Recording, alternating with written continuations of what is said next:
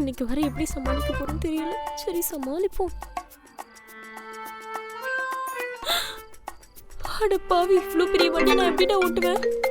கடங்காரி வேற கால் பண்ணிட்டே இருக்காளே. ஹலோ ஹலோ, என் வண்டி கொஞ்சம் ப்ராப்ளமா இருக்கு, என்னை வந்து பிக்கப் பண்ணிக்கிறீங்களா? ம் ஓகேங்க. வரீங்களா? சில் தாங்க, வரேன். தேங்க்ஸ். அப்பா ஐயோ.